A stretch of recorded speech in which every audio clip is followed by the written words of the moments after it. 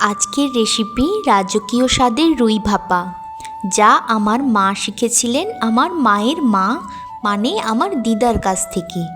উনি ছিলেন জমিদার বাড়ির মেয়ে। বিভিন্ন ধরনের ইউনিক রান্না জানত দিদা, যার মধ্যে এটি অন্যতম।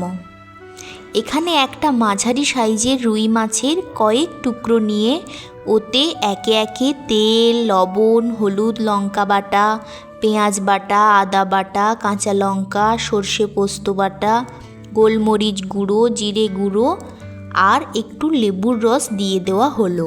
এখানে খুব ভালোভাবে ম্যারিনেশনটা করতে হবে, যাতে প্রত্যেকটা মাছের গায়ে সব মশলা ভালোভাবে লেগে যায়। এখন 15 থেকে 20 মিনিট সব কিছু ভালোভাবে ঢাকা দিয়ে রেখে দিতে হবে।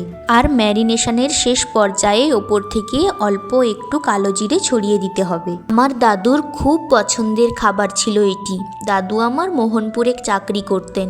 যখনই বাড়ি আসতেন আমার দিদা ভালোবেসে দাদুর জন্য এই রান্নাটা করতেন।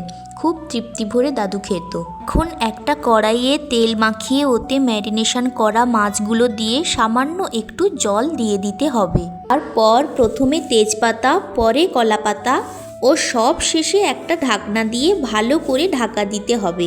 এত কিছু করার কারণ হলো যাতে করে একটু ভাপ না বাইরে বেরোতে পারে। আর এখানে প্রথমে তেজপাতা দেওয়া হয়েছে যাতে করে তেজপাতার যে একটা সুন্দর গন্ধ থাকে তা এই রান্নার মধ্যে পাওয়া যায়। পরে রান্না হয়ে গেলে তেজপাতাগুলো বেছে ফেলে দিতে হবে। হ্যাঁ, সব শেষে মা এখানে কয়েকটা এলাচকে নিয়ে থেতো করে ওপর থেকে ছড়িয়ে দিল। আজকে রান্নাটা কিন্তু পুরোপুরি ভাপে হবে, তাই বারবার ঢাকনা খুলে দেখা যাবে না।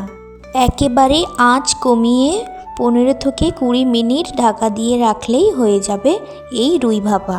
আজকের এই ইউনিক রাজকীয় স্বাদের রুই ভাপাটাও তোমরা বাড়িতে বানাও। বিশ্বাস করো, এর স্বাদ জাস্ট অসাধারণ হয়।